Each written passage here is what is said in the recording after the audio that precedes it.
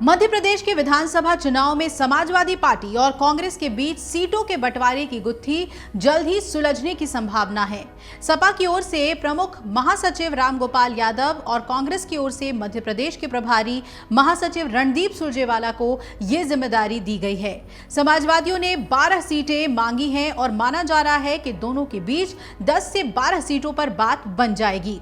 आधिकारिक घोषणा होने के बाद दोनों पार्टियों के प्रमुख नेता मंच भी साझा करेंगे। सपा नेतृत्व देश के अन्य राज्यों में भी पार्टी की उपस्थिति दर्ज कराने की रणनीति पर काम कर रहा है ताकि आधिकारिक रूप से राष्ट्रीय पार्टी का दर्जा मिल सके। इसी के तहत मध्य प्रदेश में पूरी तैयारी के साथ विधानसभा चुनाव लड़ने का निर्णय बनाया है। इसलिए पहले वर्ष 2003 के चुनाव में सपा वहां 7 सीटें जीत चुकी है। पिछले विधानसभा चुनाव में भी उसने 1 सीट जीती थी, जबकि 5 सीटों पर भाजपा के साथ मुख्य लड़ाई में रही। राजनीतिक सूत्रों के मुताबिक मध्य प्रदेश के चुनाव को लेकर सपा और कांग्रेस के बीच इंडिया गठबंधन के प्लेटफॉर्म पर अनौपचारिक बातचीत शुरू हुई थी। बाद में दोनों पार्टियों के शीर्ष नेतृत्व की ओर से रामगोपाल और सुरजेवाला को यह सिलसिला आगे बढ़ाने के लिए कहा गया। दोनों के बीच इस संबंध में लंबी बातचीत हो चुकी है। सपा ने कांग्रेस से रीवा, सतना और टीकमगढ़ समेत 5 जिलों में 12 सीटें मांगी हैं। खास बात यह है कि सपा ने सीटों के नाम 12 से ज्यादा दिए हैं ताकि कांग्रेस के लिए भी अपने स्थानीय समीकरणों को देखते हुए सपा को सीट देने में कोई मुश्किल ना खड़ी हो। वहीं चयन में पर्याप्त विकल्प की गुंजाइश भी रहे।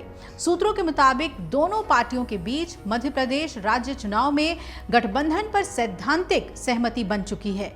मामला सिर्फ सीटें फाइनल किए जाने पर ही अटका हुआ है। आपको बता दें कि उत्तर प्रदेश के घोसी में हुए उपचुनाव में समाजवादी पार्टी का प्रत्याशी इंडिया गठबंधन का प्रत्याशी घोषित हुआ था।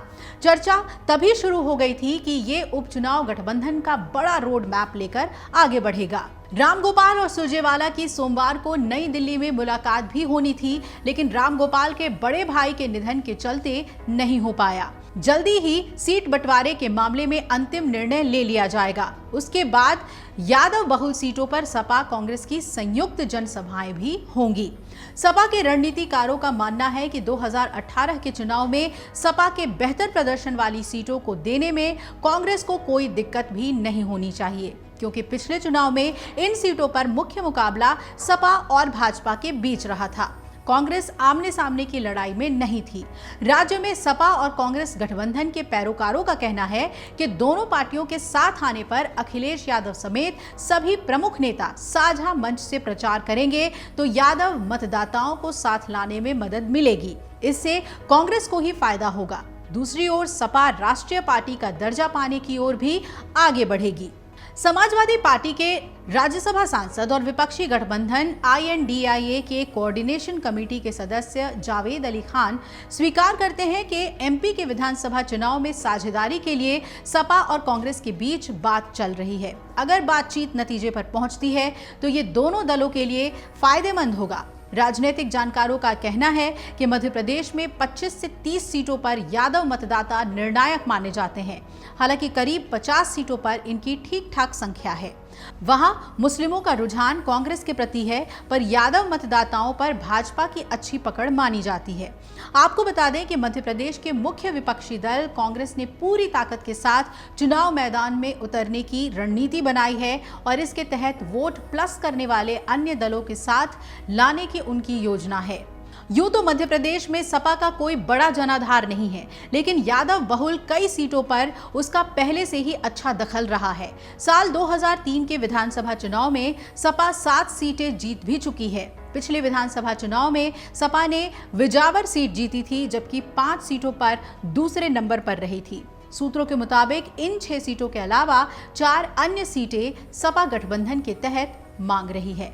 आपको बता दें कि मध्य प्रदेश विधानसभा चुनाव की तारीखों का कभी भी ऐलान हो सकता है और जानकारी के मुताबिक मध्य प्रदेश में विधानसभा चुनाव नवंबर या दिसंबर में हो सकते हैं। इससे पहले ही राज्य में चुनावी पारा चढ़ा हुआ है और सभी दलों ने अभी से चुनाव प्रचार शुरू कर दिया है। अमर उजाला अब आपके टीवी पर भी। अपने स्मार्ट टीवी पर YouTube पर सर्च करें अमर उजाला, चैनल सब्सक्राइब करें और देखें ताजा खबरें, वो भी HD क्वालिटी में। और हाँ, बेल आइकन दबाना ना भूलें।